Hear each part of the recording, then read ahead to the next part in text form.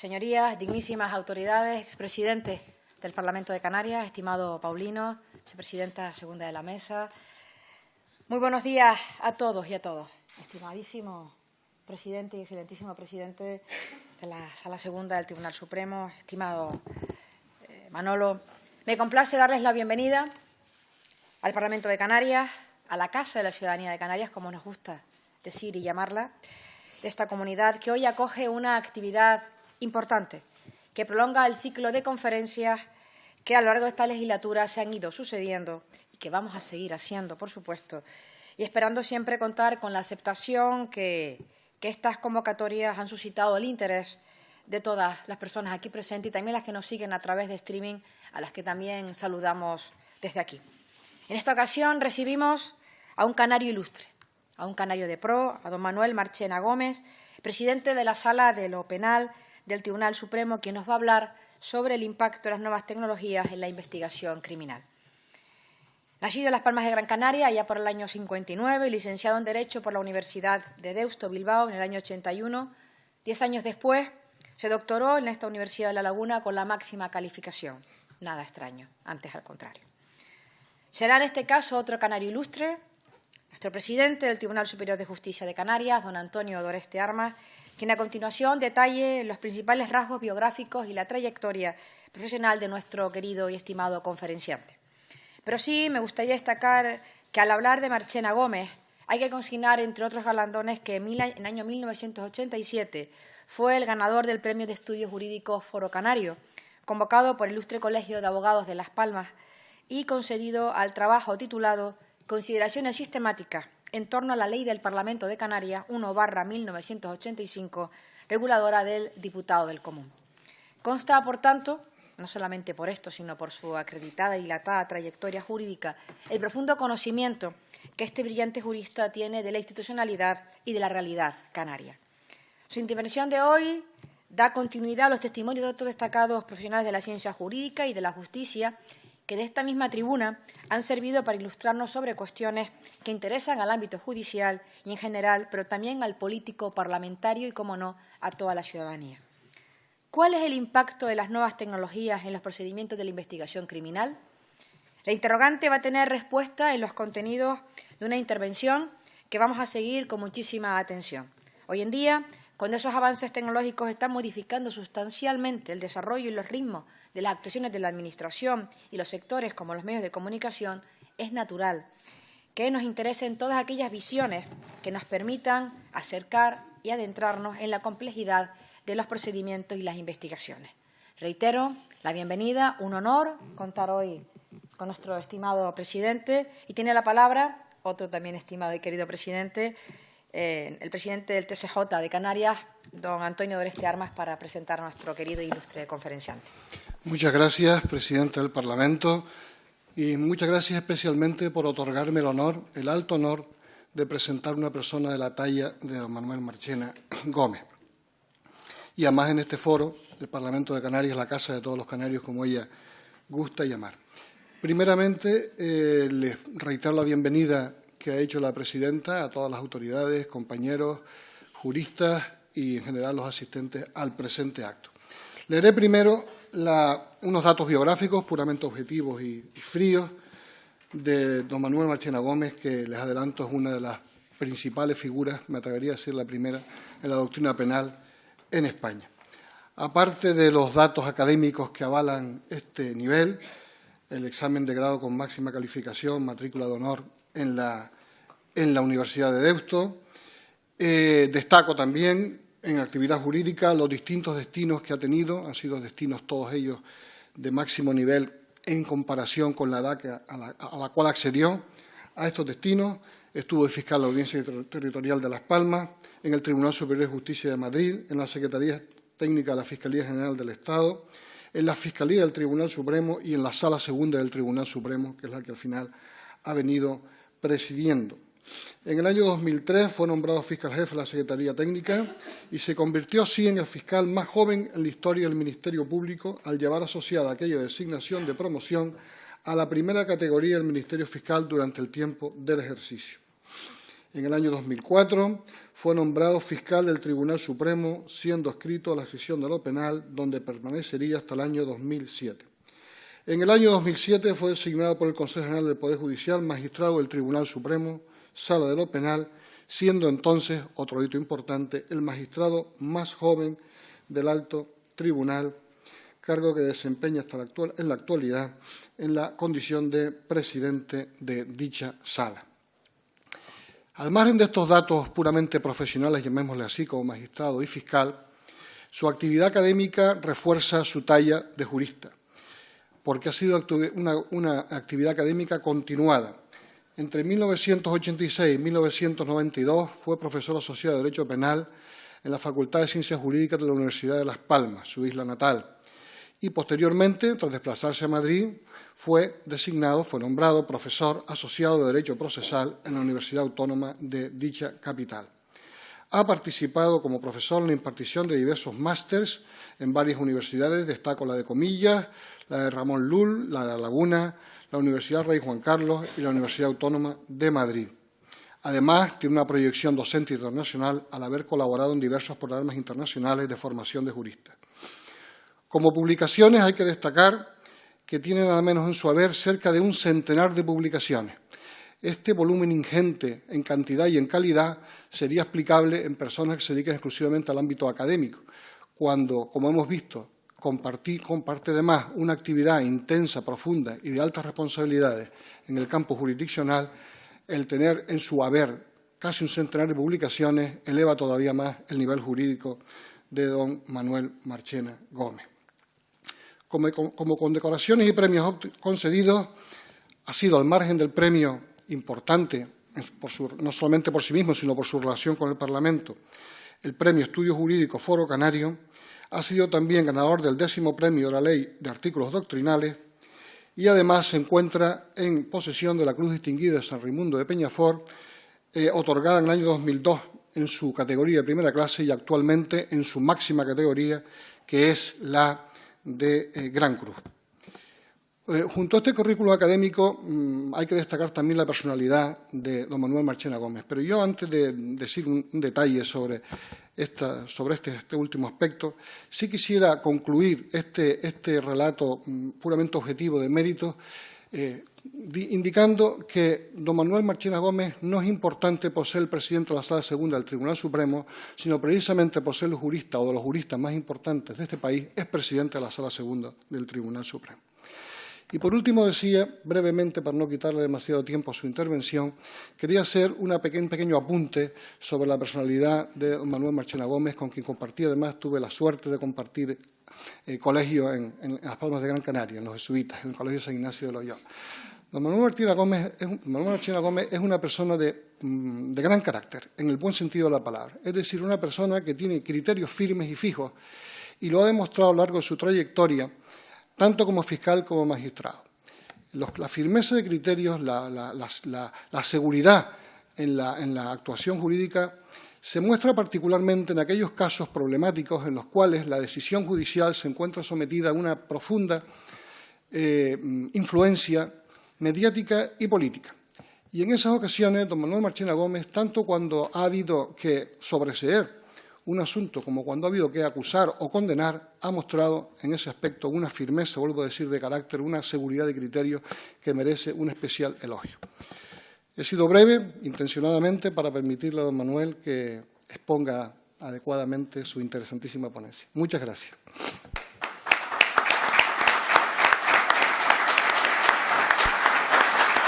Muchísimas gracias, querido presidente Doreste. Estimado presidente y conferenciante, tuya es la palabra. Bueno, muy buenos días a todos. Como siempre, las primeras palabras tienen que ser vehículo para expresar gratitud. Yo quiero personificar en la presidenta del Parlamento Canario, en Carolina Darias, mi agradecimiento a todas las autoridades institucionales, políticas que están aquí, que han renunciado a otros menesteres funcionales alternativos de una mañana de viernes, que serán mucho más gratos que el que nos va a ocupar en los próximos minutos. Mi gratitud infinita. Sé que su presencia aquí tiene mucho de sacrificio, al mismo tiempo de interés, pero me quedo sobre todo con la idea de sacrificio. Y quiero personificar en Toni Doreste y en mi amigo José Ramón Navarro, pues mi gratitud por lo que es también el papel de la justicia, el papel y la colaboración de las instituciones judiciales para hacer posible este acto. Miren, yo conforme estaba mirando al público, pues he sufrido un rapto de nostalgia que siento muchísimo el exteriorizar aquí, pero es que he visto entre el público, y renuncio anticipadamente a una mención nominativa de todas y cada una de las personas a las que he saludado y a las que me gustaría saludar con mucho más afecto, pero he visto a 3 personas que han sido determinantes en mi vida.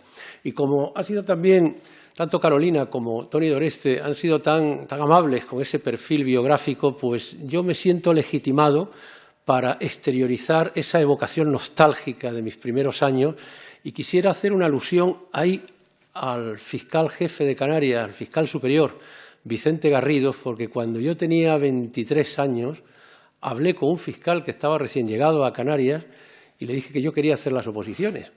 Y este hombre pues me estuvo aguantando el tiempo que yo estuve, en el largo y tortuoso camino de la disciplina hacia las oposiciones, y por eso muchas veces cuando narraban nuestros anfitriones ese currículum, pues yo la verdad que pensaba que sin Vicente poco de ello habría sido posible. En consecuencia, muchísimas gracias por tu presencia y también por tu afecto.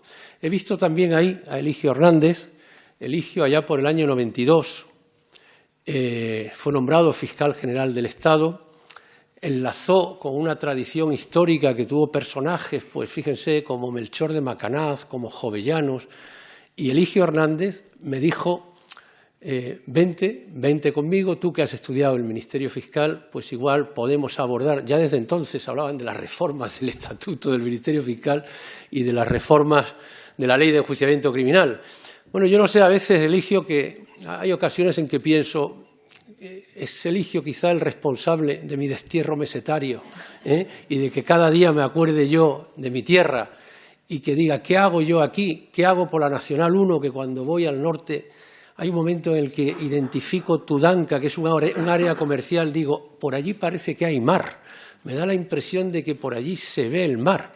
Y bueno, y hay ocasiones en que digo, yo no sé si Eligio me hizo a mí un favor o me hizo una faena, pero bueno, en cualquier caso fue una experiencia inolvidable con un hombre de una talla intelectual que en muchas ocasiones pienso que es un humanista impropio de esta coyuntura en la que se rinde en muchas ocasiones culto a inteligencias menores.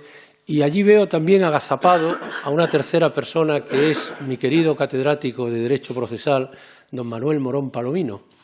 Don Manuel Morón fue catedrático de la Universidad de La Laguna, como todos ustedes saben. Yo creo que algunos hasta lo habrán sufrido, pero bueno, yo no lo sufrí, yo fue todo lo contrario.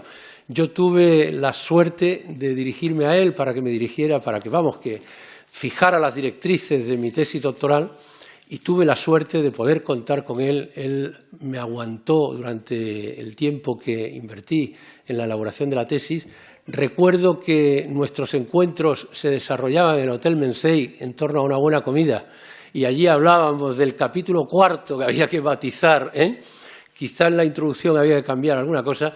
Por eso cuando veo ahí a don Manuel Morón en esa lucidez intelectual que tiene, y física e intelectual, pues les repito que no he podido silenciar este agradecimiento y esta evocación nostálgica. Pido perdón a todos aquellos que también veo y que, en fin, sé que han tenido un papel decisivo en la historia judicial o en la historia política de Canarias, y no puedo nombrarlos a todos porque me perdería y sería imperdonable. Bueno, ya saben que a mí me ha tocado hablar de lo que es la influencia de las nuevas tecnologías en el proceso penal. Yo les anticipo una primera premisa metodológica. Ya saben ustedes que la Constitución española reconoce la prohibición de los tratos inhumanos y degradantes.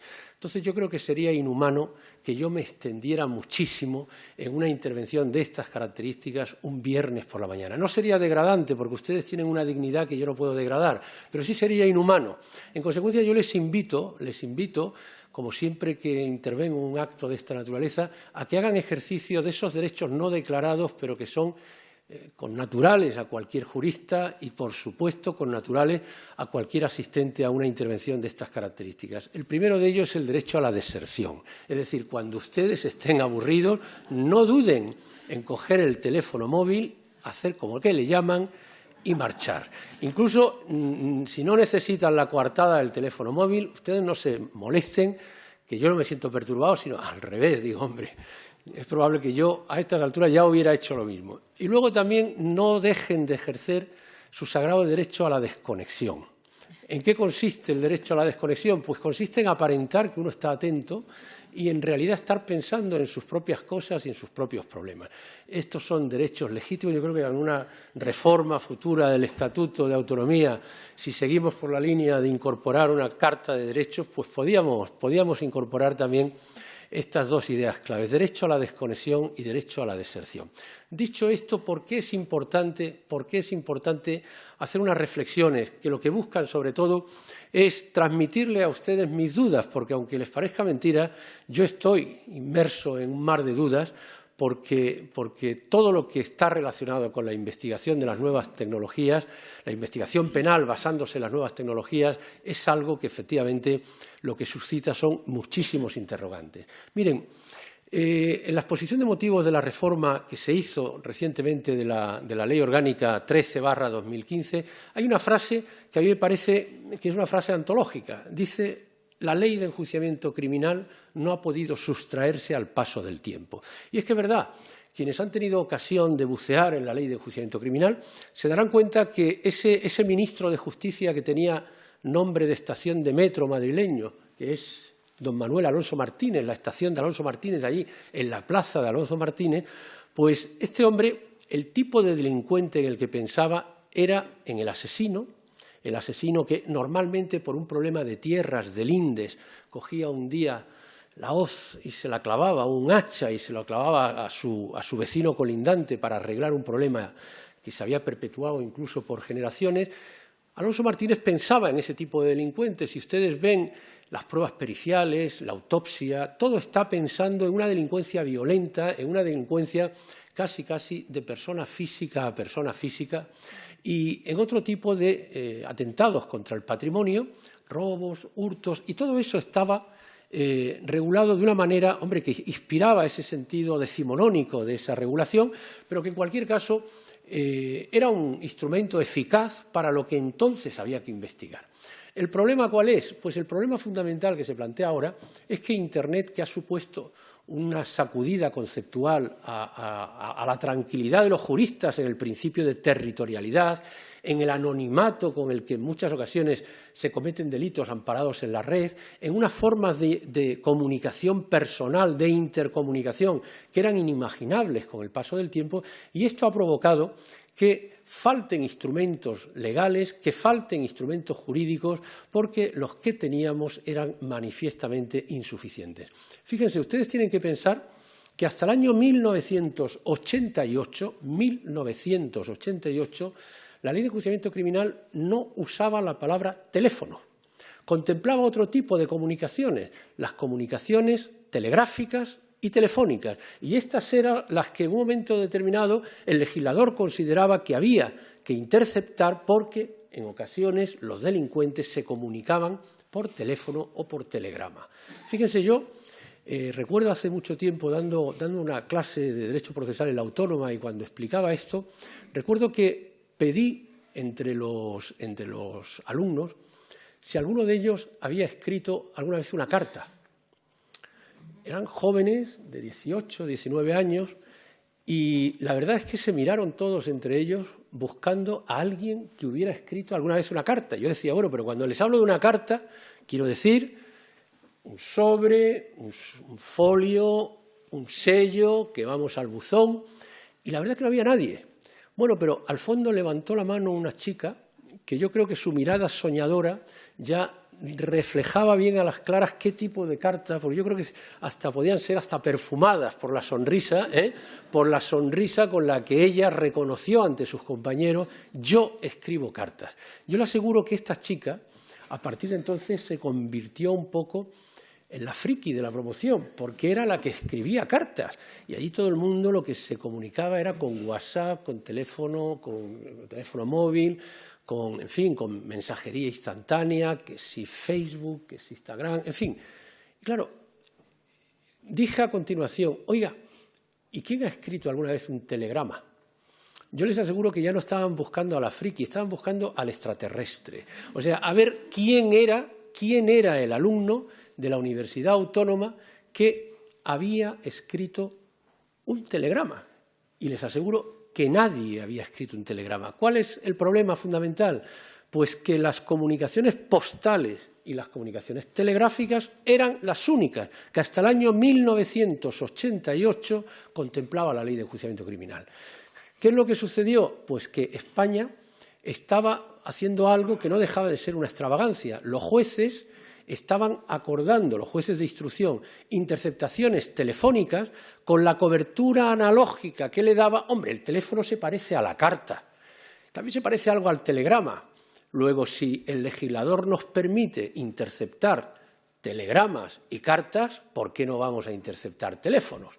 Claro, el Tribunal Europeo de Derechos Humanos condenó ya a España en varias ocasiones, pero yo creo que el Tribunal Europeo ya con los españoles ha dicho que con los españoles no hay quien pueda, porque teníamos varias condenas, se hizo una ley, esa ley que yo les acabo de comentar, la Ley Orgánica 4/1988, que introdujo un párrafo en el artículo 579 y que decía, en el mismo lugar en el que se admitía la posibilidad de intervenir las comunicaciones postales y telegráficas, añadía que también se podrán interceptar las comunicaciones telefónicas por un periodo de 3 meses prorrogables por iguales periodos.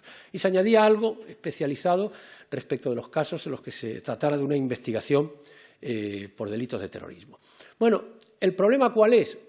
Hasta hace unos pocos años, y les voy a indicar los hitos que en mi opinión han sido determinantes de que todo haya cambiado, hasta hace muy poco ese 579, ese artículo 579, que era de un laconismo absoluto, porque ese precepto, repito, decía, se puede intervenir el teléfono, se puede intervenir las comunicaciones telegráficas y también se pueden intervenir las comunicaciones postales. Claro, cuando surge la necesidad de intervenir un correo electrónico, el primer juez de instrucción que está ante este interrogante, pues yo creo que la cuestión que se planteaba era, oye, ¿se puede intervenir un correo electrónico? Alguno le diría, pues claro, se puede intervenir un telegrama, se puede intervenir una carta, se puede intervenir un teléfono, pues claro que se puede intervenir el correo electrónico. Claro, inmediatamente la duda surgiría, pero ¿el correo electrónico qué es? ¿Es más correo que electrónico o es más electrónico que correo? Porque si es correo, tengo que mirar la regulación de las comunicaciones postales, pero si es electrónico quizás se parezca más a las comunicaciones telefónicas. Bueno, al final el problema que teníamos era que en España estaba en manos de la imaginación y de la sensibilidad democrática de cada juez de instrucción la duración, los límites, el tipo de delito por el que se podía acordar estas interceptaciones telefónicas. En consecuencia, el problema era ya un problema inaplazable. Pero, ¿qué es lo que ha determinado que se haya desencadenado esa reforma, que también está planteando algunos problemas, pero que por lo menos ya nos ha dado una cobertura a partir del año 2015? Pues miren, han sido 2 sentencias muy claras y muy concretas. La primera sentencia es una sentencia del Tribunal Constitucional, que es la sentencia 145/2014. Esta sentencia, la sentencia 145/2014, contempla un supuesto especialmente llamativo y del que es probable que ustedes escucharan algo, incluso algunos estoy seguro que habrán leído la sentencia. Este supuesto era el siguiente: se investigaba un asesinato. El sospechoso, el principal sospechoso según la policía, era un ciudadano que no había o no quería declarar ni ante la policía ni ante el juez de instrucción. Entonces, la policía le sugiere al juez de instrucción colocar un micrófono en el calabozo. En el calabozo, allí, oculto, un micrófono para permitir captar las comunicaciones entre ese sospechoso y otros detenidos el mismo día, y alguno de ellos que podía incluso tener algún género de complicidad. ¿Qué es lo que sucede? Que efectivamente se obtienen unas conversaciones y a raíz de ese material probatorio este ciudadano es condenado por un delito de asesinato. Resulta que la audiencia provincial que ha dictado esta sentencia condenatoria conoce la interposición de un recurso que eleva al Tribunal Supremo porque el afectado decía, oiga, esa interceptación que usted ha hecho mediante un micrófono no está contemplada en la ley. Usted no ha tenido aquí otra cobertura jurídica que la imaginación del juez de instrucción. Usted no puede interceptar lo que yo hablo con otra persona mientras estoy en el calabozo. ¿Qué es lo que le dijimos en el Tribunal Supremo? Dijimos, mire, no es algo tan extraño a la ley, porque la Ley General Penitenciaria regula las comunicaciones entre el interno, incluso ante su propio letrado. Se puede, hay una referencia normativa que nos da un cuadro que más o menos puede adaptarse a este supuesto concreto.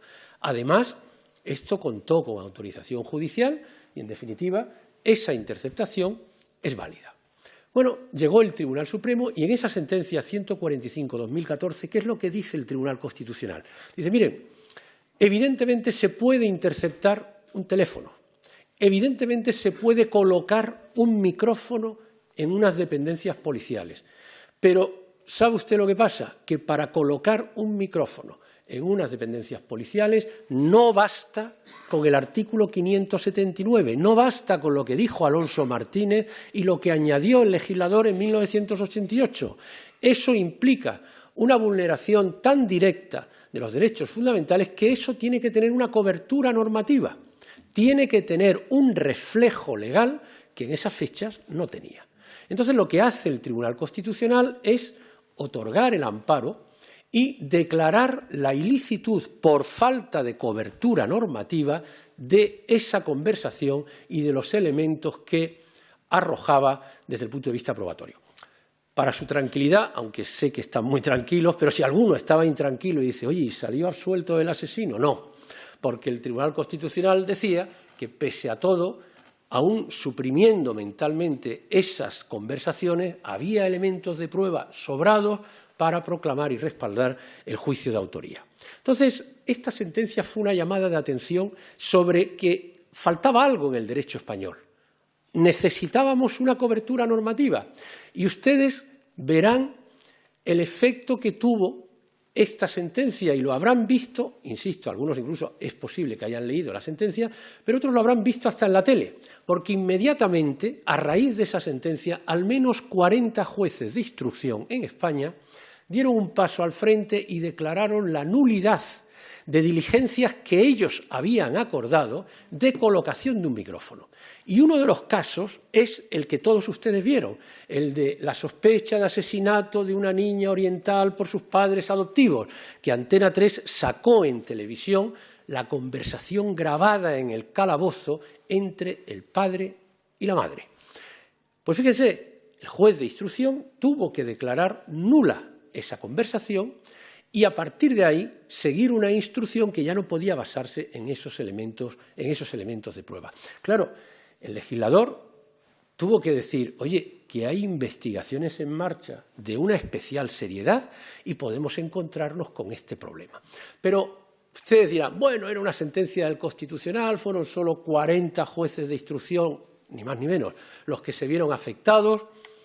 Fíjense, en la Audiencia Nacional, que brillantemente preside nuestro querido José Ramón Navarro, pues declaró también la nulidad de unas conversaciones que se habían obtenido colocando un micrófono en el coche de la principal responsable, era una chica, de la principal responsable del narcotráfico.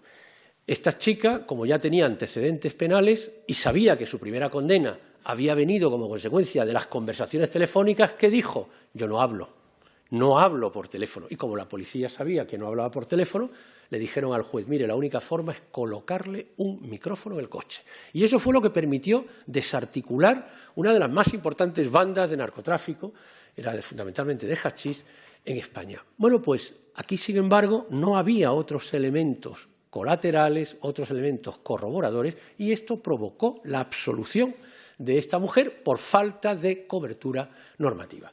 Pero dentro de la zozobra o la inquietud que podía haber en relación con esta situación, resulta que el Tribunal de Justicia de la Unión Europea, ese que vemos en Luxemburgo distinto del de Estrasburgo, el Tribunal de Justicia de la Unión Europea, y que vemos con cierta lejanía, pero que cada vez está teniendo más influencia en la configuración de eso que se ha llamado una lectura del proceso penal acomodado a los principios de la Unión, de la Carta de Derechos, etcétera, etcétera, dictó una sentencia que estremeció los pilares de la investigación penal. Es la sentencia de 8 de abril de 2014.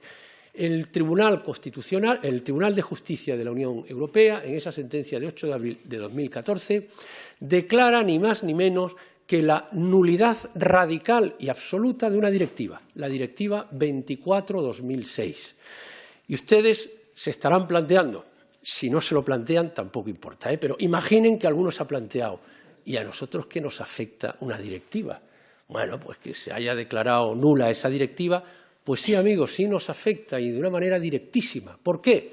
Porque esa directiva había sido pactada en la Unión Europea como consecuencia de los gravísimos atentados de España y de Londres, del 11M, a raíz precisamente de la amenaza del terrorismo yihadista. Entonces, en ese momento se había impuesto en esa directiva el deber de todas las operadoras de reservar los datos derivados de la comunicación por telefonía móvil y todos los datos datos electrónicos referidos a la incorporación a un sistema público de telecomunicaciones, todos los datos que ustedes generan, todos los datos que cada uno de nosotros genera, había una obligación legal de reservarlos durante un determinado periodo de tiempo que iba entre 6 meses y 2 años. Bueno, ¿cuál era el problema? El problema era que en España había salido una ley, que era la Ley 25/2007, que era la ley de transposición de esa directiva y que obligaba a Telefónica, a Yoigo, a Orange, en fin, a todas y cada una de las operadoras a retener durante un periodo de tiempo los datos que nosotros reflejamos a partir del uso de las nuevas tecnologías. Fíjese que el problema fundamental radica en que hay ocasiones, y ha habido asuntos muy mediáticos en que así ha sucedido, en que ya no nos interesa tanto desde el punto de vista de la investigación qué es lo que dicen 2 personas por teléfono, sino desde dónde lo dicen, a qué hora lo dicen. Por seguir con ejemplos de laboratorio ya resueltos en sentencia firme, les puedo plantear el caso, por ejemplo, del padre condenado por haber asesinado a sus 2 niños en Córdoba. Lo recordarán ustedes. Bueno, pues el dato clave desde la perspectiva de la valoración de la prueba de cargo era ni más ni menos el dato de geolocalización. Este señor decía que estaba en el parque cuando no estaba en el parque. Este señor decía que no estaba en el lugar en el que aparecieron los cadáveres cuando su teléfono móvil indicaba que estaba en el lugar en el que aparecieron los cadáveres de los niños. Entonces, ¿el problema cuál es? Que a la policía, a los jueces de instrucción, a los fiscales, les interesa enormemente saber no solo desde dónde llamas, sino, o mejor dicho, con quién te comunicas o qué le dices, sino sobre todo desde dónde llamas. Fíjense, hay un supuesto que debería provocar la reflexión de todos nosotros, que es el que se ha dado, nos parece que está muy lejos, pero no es tanto. Como consecuencia de algunos de los movimientos secesionistas en algunas de las repúblicas de la antigua Unión Soviética, fíjense, algo así como 6.000 o 7.000 personas recibieron una notificación de una sanción por infracción de la norma que regula el derecho de reunión y manifestación por haberse manifestado a favor de la independencia de Ucrania entre las 4 y las 6 de la tarde en la manifestación convocada por el partido tal. Claro, inmediatamente la pregunta que se hacía el ciudadano de Ucrania que había recibido esa notificación es ¿y cómo saben que yo estaba en esa manifestación? Ah, claro, serán las fotos.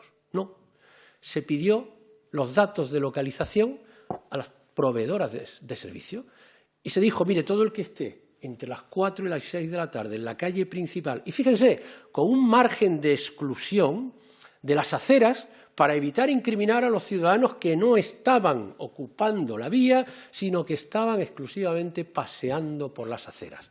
Bueno, pues 4.000 o 5.000 personas, o 6.000, depende de las fuentes que cada uno lea, fueron condenados desde el punto de vista administrativo con fundamento en sus datos de geolocalización. En consecuencia, nosotros cada vez que usamos el teléfono móvil, estamos reflejando una radiografía virtual de dónde estamos. Miren, ahora Movistar sabe perfectamente por sus datos de localización, aunque ustedes tengan desactivados los datos de geolocalización, que están en el Parlamento de Canarias aburriéndose, escuchando una conferencia. Lo saben, porque lo determina con un margen de error de 12 centímetros. Lo saben perfectamente. ¿Qué sucede? No, bueno, yo en realidad lo que voy a hacer es apagar el móvil. No, yo lo que voy a hacer, mire, es que si usted quiere usar un teléfono móvil a través de las antenas BTS, el cruce para que funcione el teléfono móvil exige la localización. Y además esa localización es indispensable para la facturación, porque no es lo mismo a Telefónica que ustedes estén aburriéndose en el Parlamento de Canarias a que estén en Australia y me estén mandando una foto a cualquier amigo a través de datos. Evidentemente la geolocalización es clave. Bueno, pues imaginen cómo afectaba esto al ciudadano español. Pues evidentemente de una manera clarísima. El Tribunal de Justicia de la Unión Europea declara la nulidad de la Directiva 24/2006 y nosotros tenemos una ley de transposición a la que le falta la percha. Ustedes piensen por un momento todas las investigaciones que están en marcha, en las que en un momento determinado se dice, mire, es que esto no tenía cobertura normativa porque el Tribunal de Justicia de la Unión Europea ha dicho que una directiva que imponga de manera indiscriminada, generalizada, la obligación de convertir a todos los ciudadanos en sospechosos potenciales de un delito es una legislación contraria a los principios de la Carta de Derechos de la Unión Europea. Esto es así. Entonces, ¿el problema cuál es? Que hay una ley española que, en transposición de esa directiva, está obligando a que las operadoras retengan esos datos, no las conversaciones, ojo, con quién han llamado y desde dónde han llamado, además de otro tipo de datos relacionados con correo electrónico, etcétera, etcétera, dirección IP y demás. Bien, el problema, para tranquilidad de unos y, para escándalo de otros, depende del perfil con el que cada uno valore este hecho, podía tener una solución, porque se decía, mire, a nosotros no nos afecta. ¿Por qué no nos afecta esa declaración de nulidad de la directiva?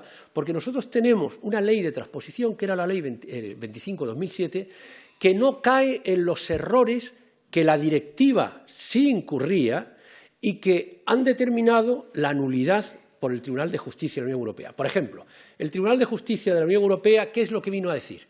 Ustedes no pueden convertir en sospechosos potenciales a todos los ciudadanos de la Unión, para empezar. En consecuencia, si usted quiere conservar los datos, primero, fije una autoridad judicial o independiente que determine quién puede acceder y con qué garantía a esos datos. Segundo, fije además qué tipo de delitos se pueden perseguir o se pueden investigar con la interceptación de estos datos. Solo delitos graves, delitos menos graves. Esto hay que fijarlo normativamente. Y además, respete, por ejemplo, algunas conversaciones que están amparadas en el secreto profesional. A nadie le interesa saber que un abogado ha hablado con su cliente 12 veces esta mañana. Bueno, pues, ¿cuál era la ventaja que tenía nuestra ley? Pues nuestra ley, al menos en mi opinión, daba una respuesta a esa preocupación del Tribunal de Justicia de la Unión Europea porque imponía la autorización judicial. Además, imponía que fuera para la investigación de delitos graves y además se exigía que solamente tuvieran acceso a esos datos lo que llamaban los agentes facultados, que eran básicamente el CNI, las fuerzas y cuerpos de seguridad del Estado y el Servicio de Vigilancia Aduanera. Luego, ha habido un momento en el que todos hemos dicho, esto no va a conducir al desastre de la impunidad de muchos delitos como consecuencia de esa sentencia que ha privado de la percha que tenía la ley nuestra 25/2007. Pero todos estábamos tan tranquilos y de repente, el 21 de diciembre de 2016, el Tribunal de Justicia de la Unión Europea responde a una cuestión prejudicial planteada por un juez sueco y un juez del Reino Unido que les hace a ese tribunal la misma pregunta que nos estábamos haciendo nosotros y que yo le estaba transmitiendo. Oiga, yo tenía aquí una ley de retención de datos. ¿Cómo le afecta la declaración de nulidad? Y el Tribunal de Justicia de la Unión Europea, en diciembre de 2016, hace nada, vuelve a insistir en la idea de que no caben las prospecciones y el archivo puramente prospectivo de los datos derivados de la telefonía que convierta en sospechosos a todos y cada uno de los ciudadanos. Claro, el problema es que las soluciones que dábamos entonces, hombre, no, la Ley 25/2007 añadía cosas a la directiva.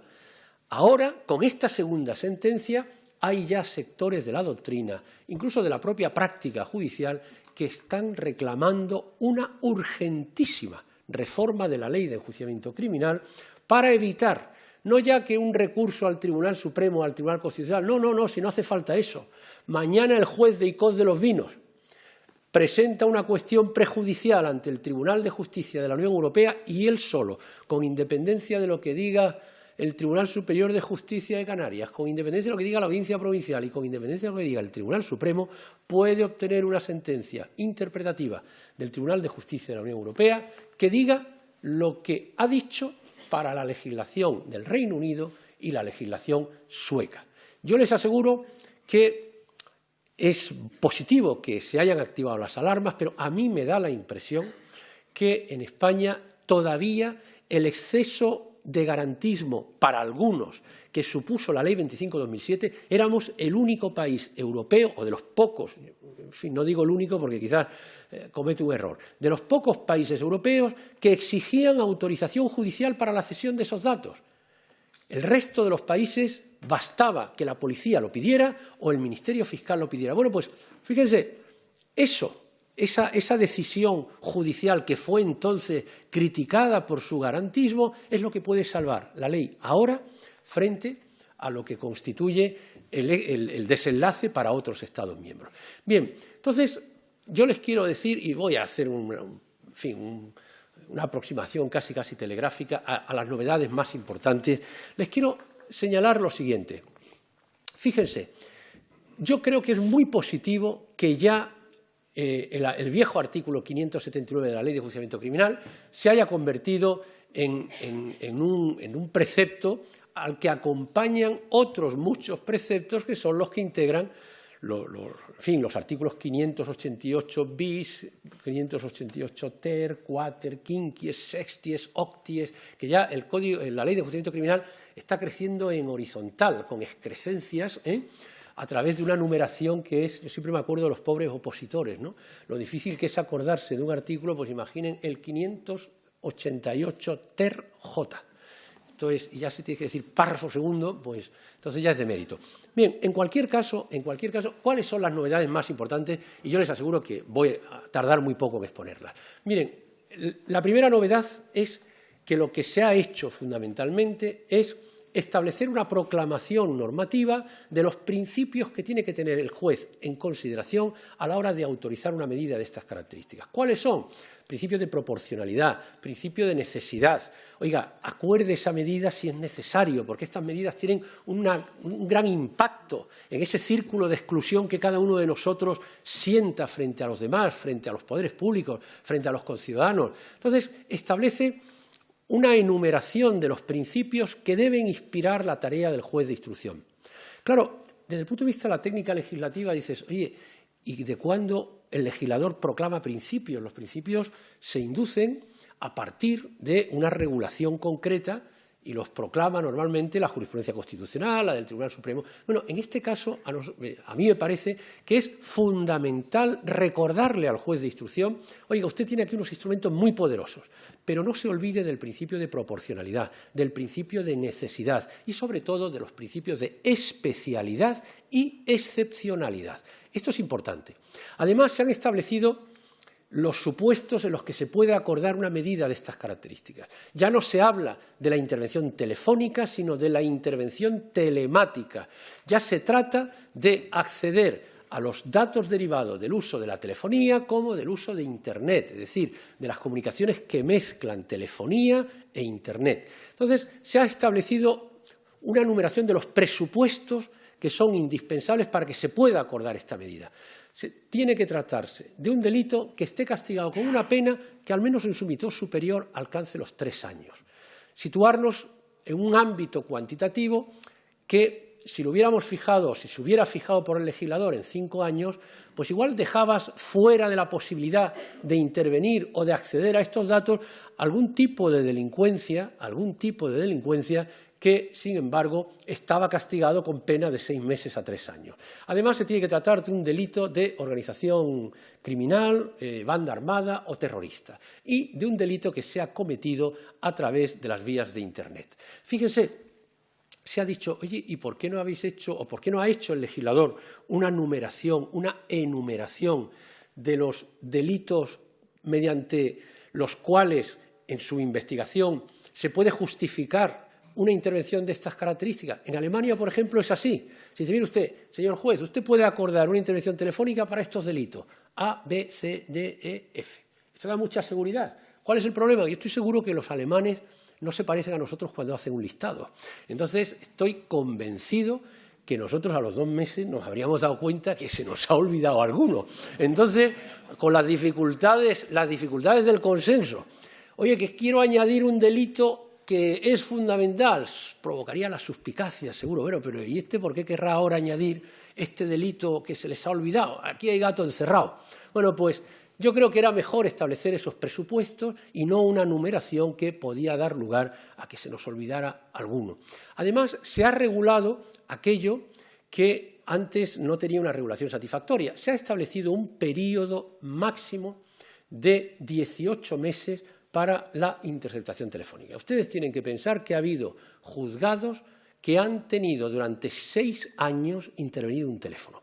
Ustedes piensen por un momento lo que ustedes han podido hablar en los últimos 6 años y que el Estado haya tenido acceso a lo que ustedes han hablado en los últimos 6 años. Claro, ¿por qué se producía? Pues por el ímpetu investigador, por el deseo de esclarecimiento de un hecho muy grave. Pero esto tenía un problema, y es que, como la ley decía, ese viejo artículo 579 que había escrito el señor con nombre de estación de metro, Alonso Martínez, ¿cuál era el problema? Que decía, cuando se modifica en el año 88, se dice, bueno, podrá acordarse por 3 meses prorrogables por períodos iguales. Bueno, pues esto a mí me recordaba lo del tracto sucesivo de la ley hipotecaria, ¿se acuerdan? Que entonces empezaba de generación en generación a ver dónde enlaza. Bueno, pues este es el problema. Y ha habido teléfonos intervenidos 6 meses. Y luego, curiosamente, la condena se basa en un descuido, en una conversación de 3 renglones donde lo hemos tenido algún caso, uno de los intervenidos le dice al otro, oye, muy mala la cocaína que me has mandado. Y le contesta el otro, pero yo te he dicho a ti que me hables en metáfora. ¿No te he dicho que me hables en metáfora? Entonces dice, sí, oye, que el CD que me mandaste está fatal, horroroso, no se oye nada. Bueno, pues ya te mando otro igual. Sí, pero de la misma calidad, no me mandes CDs peores. Bueno, pues al final estás condenado por 3 renglones por no haber hablado en metáfora, como decía la conversación, por no haber hablado en metáfora y después de 6 años de intervenido el teléfono. Bueno, pues ahora son 18 meses.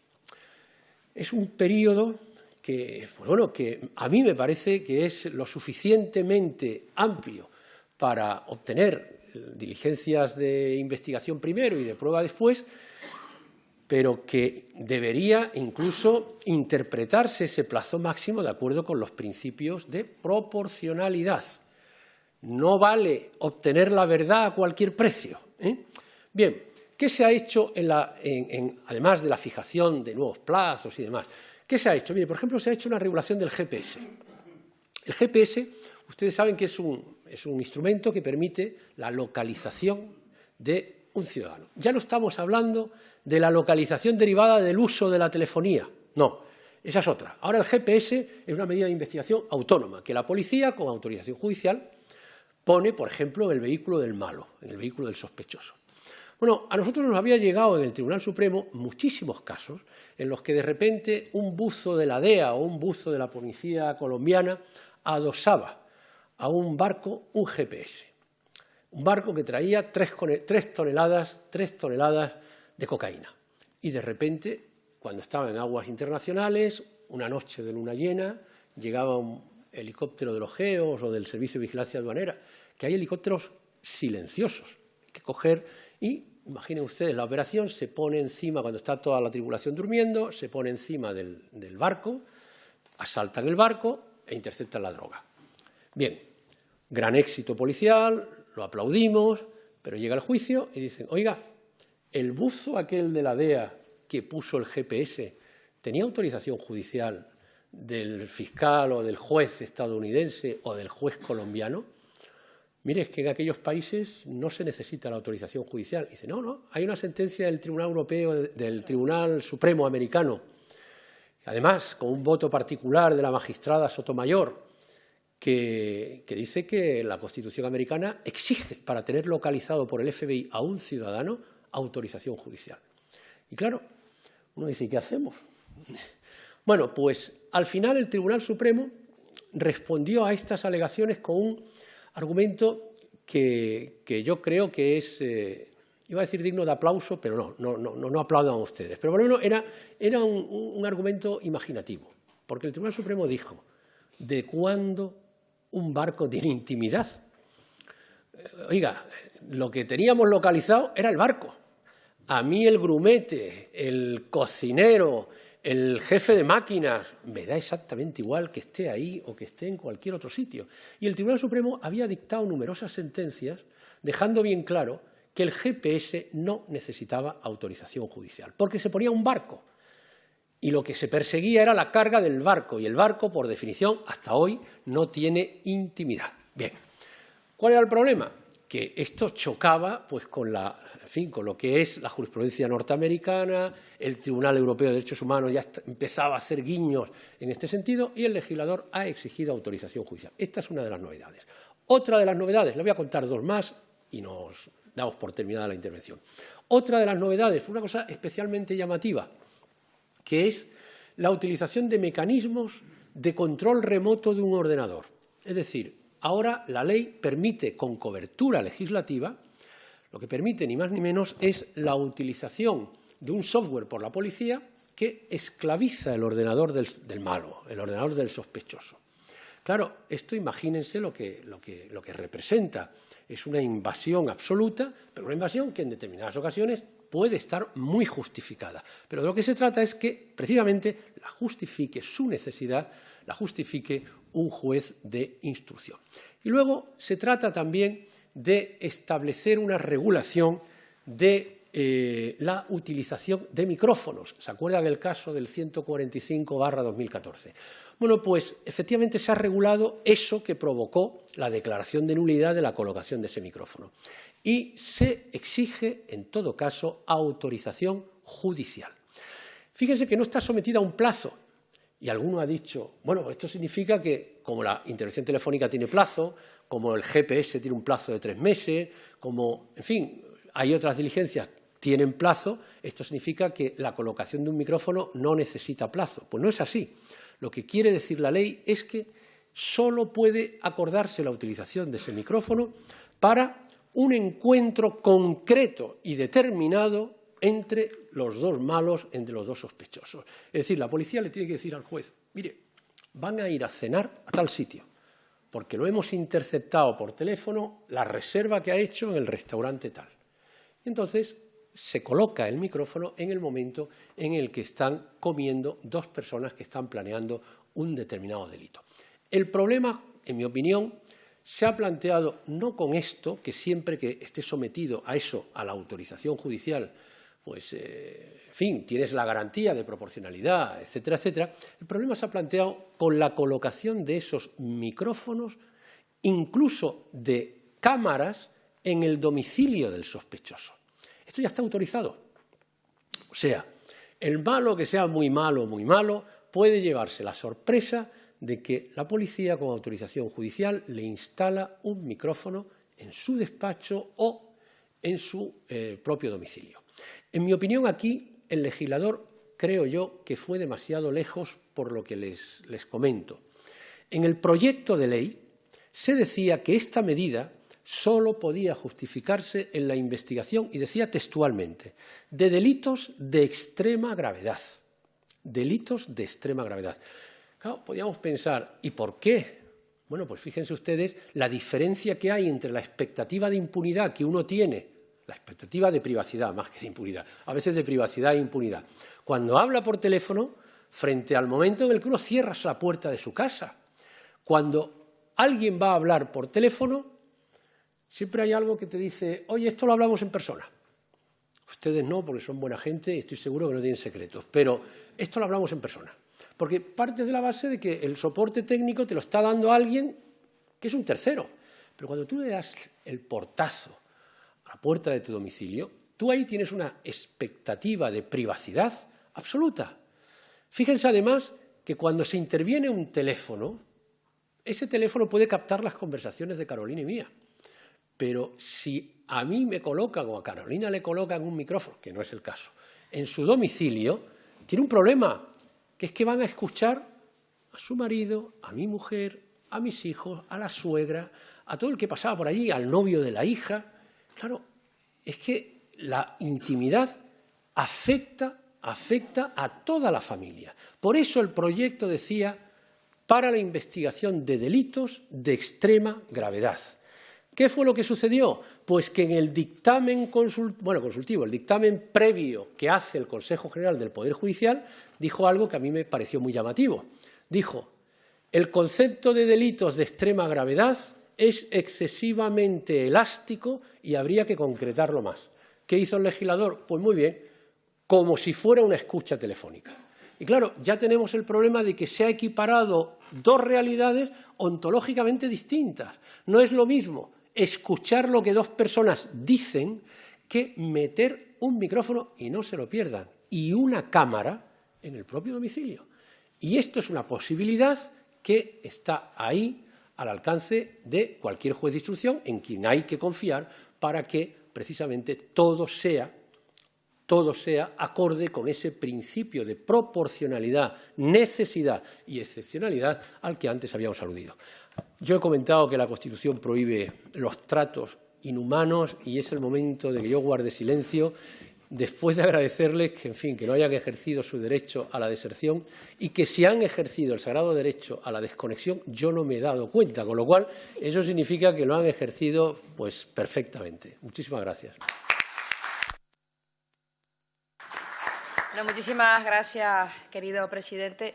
Yo iba a comenzar esta segunda parte diciendo que a pesar de tu invitación, ni la desconexión ni la deserción se ha producido. Y desafiando a la geolocalización, hemos permanecido aquí, más allá de donde nos digan dónde estemos, ¿no? Muchísimas gracias por esta fantástica disertación.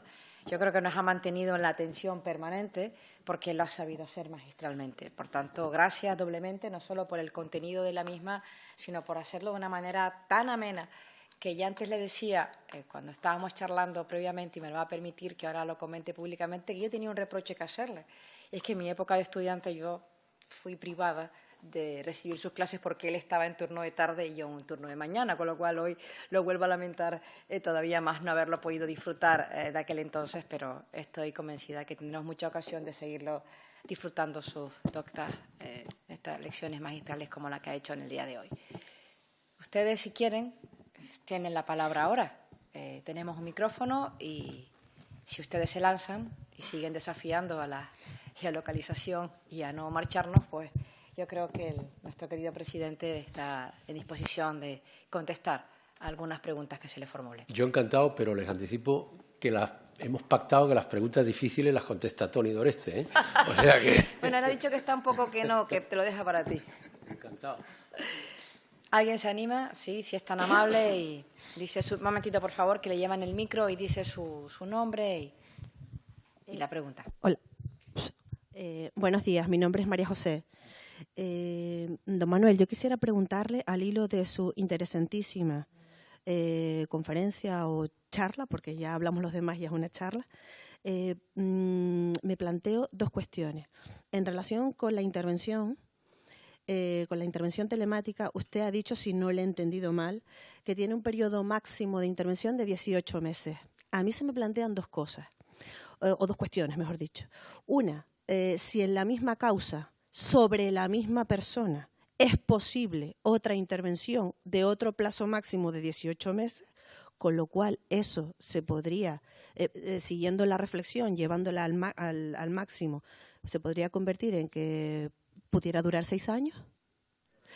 Y si no se me olvida que ya con los años se te van olvidando las cosas. O sea, lo que planteas es, yo he intervenido un teléfono 18 meses a este señor, ya he agotado el plazo, y de repente he intervenido a otro con el que ese señor se comunica, y entonces estoy sumando el plazo de las comunicaciones que libremente tiene con otra persona.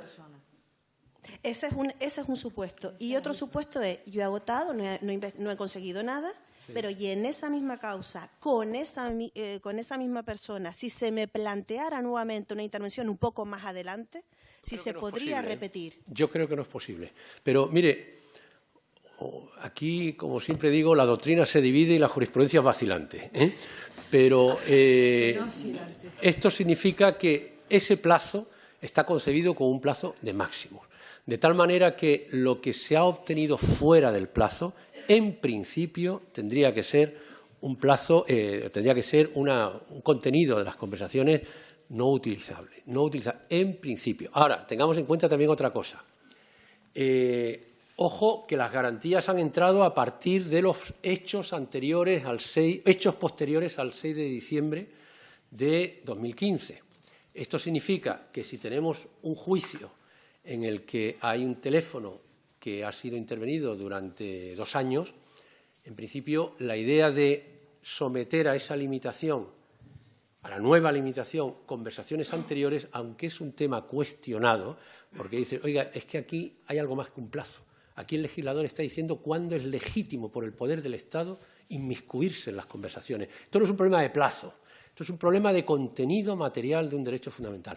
Pero lo que yo puedo decirle, y por supuesto, anticipando que no he estudiado el tema y en consecuencia no interprete esto como una respuesta unidireccional y vamos, apodíctica, no. Yo creo que las conversaciones que exceden del plazo acotado por el legislador son conversaciones que no deben integrarse en el material probatorio. Y ya por último... una sola pregunta por si hay más intervenciones. Bueno, si se atreve a contestar, si no le parece que desde el momento en que entre en el domicilio la cámara, además del micrófono, el recurso ante el Tribunal Constitucional no estaría cantado. Gracias. No, pero lo que sí sucede es que tiene cobertura jurídica. Entonces, lo que habrá que hacer, y además le aseguro una cosa, hay muchísimos casos de un gran impacto mediático en que toda España aplaudió la investigación policial y judicial que permitió el esclarecimiento de un hecho. No me gustaría nombrar algunos de estos casos, pero en los que la prueba decisiva ha sido un micrófono en una casa. Entonces, el único problema es que esa medida, se imagine que de repente termina el acto y Carolina ve que le falta el abanico. Lo denuncia, y hay alguien que es capaz, dice, o ha sido Toni o ha sido Marchena. Entonces, de instalar un micrófono en mi casa para cuando yo le cuente a mi mujer, mira qué abanico he traído. Entonces, esto no tiene ningún sentido. Entonces, esto solo se hace legítimo cuando la proporcionalidad, el balanceo entre el interés del Estado en evitar la impunidad de hechos graves y la injerencia en el ámbito de la intimidad de un ciudadano, pues colisionan y prevalece en determinados casos que tienen que ser razonados por el juez el interés del Estado y de la sociedad en que esto se investigue y que se acuerde una medida de estas características. ¿Alguna cuestión? ¿Alguien que quiera intervenir? Sí, Daniel. Hola, buenos días. Mi nombre es Daniel Cerdán y quería plantearle, usted ha hecho un magnífico recorrido por la tecnología como factor probatorio y se ha detenido, diríamos, en el paso del teléfono a lo telemático, ¿no? Entonces, yendo más allá del correo electrónico, nos encontramos con el rastro digital de las personas cuando entran en Amazon, cuando van a Facebook, cuando utilizan un navegador propiedad de Google como Chrome, etcétera, etcétera. Entonces, ese rastro digital que todos dejamos ya ahí, diríamos, todavía no está muy contemplado cómo, digamos, puede ser usado en la investigación digamos, judicial o de los poderes del Estado, y sin embargo es evidentísimo que es muy usado y digamos, tiene réditos millonarios como explotación publicitaria de nuestros perfiles por esas grandes operadoras que encima no tienen domicilio fiscal en España. Entonces, mi planteamiento era, digamos, cómo, diríamos, puede la legislación española o europea incluso avanzar en el uso correcto del control de ese rastro digital y en cualquier caso, digamos, cómo se concreta ahora, es decir, hasta dónde pueden llegar los poderes públicos, sean jueces, sean policías, etcétera, en grabar o requerir a esas grandes operadoras que están fuera de aquí ese rastro digital para la investigación criminal. Yo creo que en la pregunta hay dos vertientes. Uno es, ¿qué hacemos con esos datos desde el punto de vista de la investigación penal? Y yo creo que hasta las dos sentencias que yo he comentado del Tribunal de Justicia de la Unión Europea todo estaba muy claro. Evidentemente se pueden incorporar al proceso penal sencillamente porque tenemos una norma de cobertura. Ahora hay un debate sobre si esto es posible, no es posible, si lo que se cuestiona es la cesión de los datos pero no la conservación, si lo que se cuestiona es la obligación de que las proveedoras de servicios tengan esos datos retenidos, pero no hay ningún problema en pedir esa misma información cuando constan las bases de datos de facturación. En fin, ahora hay un debate sobre la utilización de esos datos desde el punto de vista de la investigación por el impacto de esas dos sentencias, que dicen, oiga, usted no puede convertir a 400 millones de ciudadanos en asesinos potenciales, en terroristas potenciales y grabar toda su silueta telemática. Ahora bien, esa es una dimensión. Entonces, ¿cómo se puede investigar? Conforme a las previsiones de la reforma de la Ley de Enjuiciamiento Criminal, pero con el matiz de que hay que razonar mucho el impacto de esas dos sentencias.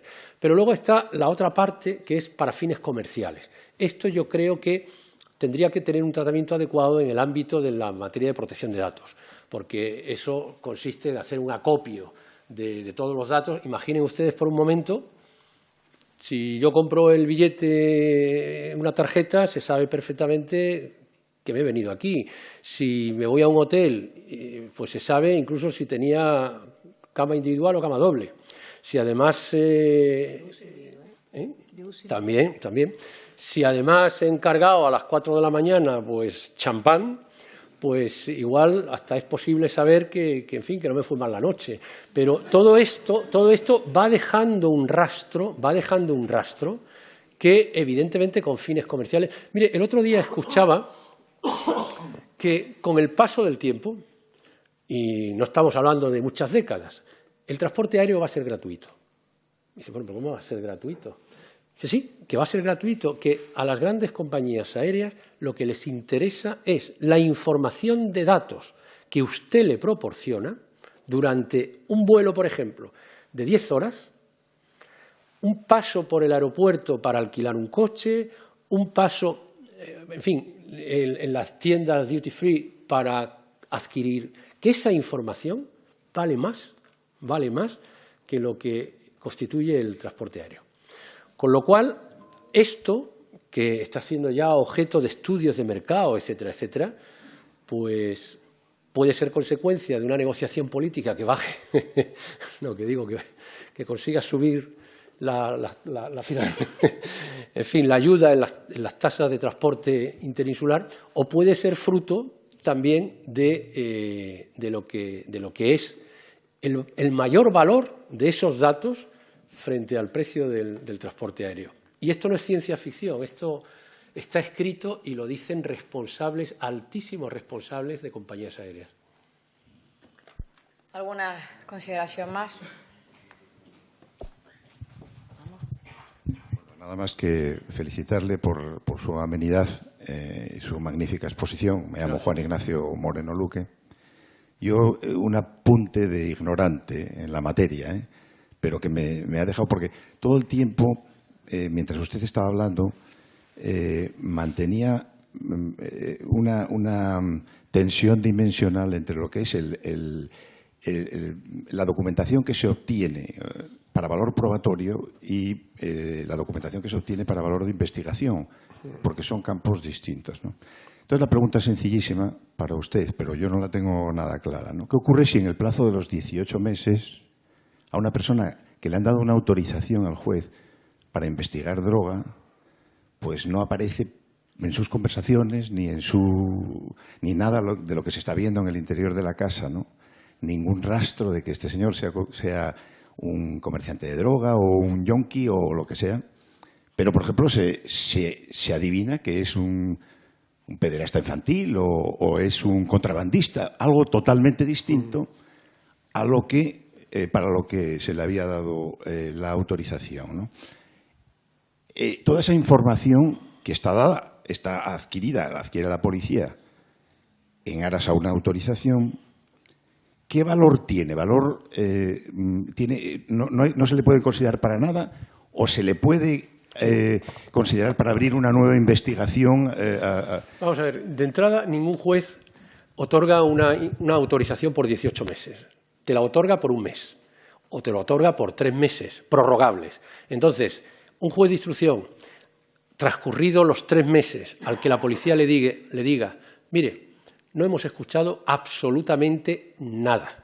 Ahora bien, le estamos haciendo seguimientos y hemos encontrado que hace esto y esto. Pues es probable que el juez lo prorrogue. Pero si al juez le dices, no hemos encontrado nada y este señor, en fin, no tiene una vida social que nos permita hacerle un seguimiento, que nos permita fotografiarlo en encuentros con otros narcotraficantes ya conocidos de la fuerza actuante, etcétera, etcétera, lo normal es que el juez, a la segunda prórroga, diga, no te prorrogo la autorización. Con lo cual, claro, la idea, la preocupación suya, yo la comprendo. Dices, hombre, es que tú le dices, venga, ahí tiene usted año y medio. No, no es así. Año y medio es un plazo máximo. Y en cuanto a lo otro que comentas, eso está resuelto por la jurisprudencia del Supremo, que evidentemente lo que no puede hacer en ese momento la policía es callarse el tema de la pornografía infantil y seguir investigando, ocultando datos al juez sobre lo que es el objeto principal de la denuncia. Entonces, en el momento en el que se le comunica, el juez tiene que tomar una decisión. Primero, si eso va a dar lugar a un procedimiento aparte en el que tendrá que decir, bueno, pues para escuchar esto o para investigar esto, sigan con la interceptación, no sigan con la interceptación y, evidentemente, tiene que demostrarse que allí no se ha investigado para ver qué es lo que encontramos, sino que estamos investigando por lo que hemos encontrado, para conseguir pruebas de lo que hemos encontrado. Y en cuanto a la diferencia entre el punto de la investigación y la prueba, hombre, si yo digo, mándame 3 CDs tan buenos como los que me mandaste la última vez. Eso, en principio, ¿qué es? Es un elemento indiciario, sobre todo de que estás hablando en metáfora. Pero, claro, el problema es que decía eso, háblame en metáfora. Hombre, yo no te he dicho que me hables en metáfora. Entonces, ¿el problema cuál es? El problema cuál es, que para que eso tenga luego un sustento probatorio, pues evidentemente la policía tendrá que demostrar, mire, es que cuando dijo 3 CDs, lo interceptamos y, mire, llevaba 3 bolsas de medio kilo cada una. Y cada vez que se habla durante el año y medio de mándame un CD de reggaetón, lo que le está mandando es medio kilo de cocaína. Pero esto ya es un tema probatorio. Por eso, unas conversaciones tienen que pasar el filtro del juicio oral, con contradicción, con inmediación, con testigos, etcétera. Muy bien, ¿alguna consideración más? Bueno, veo que no. Nada, agradecer la fantástica disertación que nos ha hecho, estimado presidente. El Parlamento de Canarias se siente honrado y lo que queremos es... Estabas intentando ya. Yo no sabía lo que era. Era para ti. Es para ti, es un obsequio que siempre hacemos. El Parlamento de Canarias, nuestra máxima distinción es la espiral, que está arriba, la espiral del viento de Martín Chirino, y queremos que te la lleves en nuestro nombre. Muchas gracias.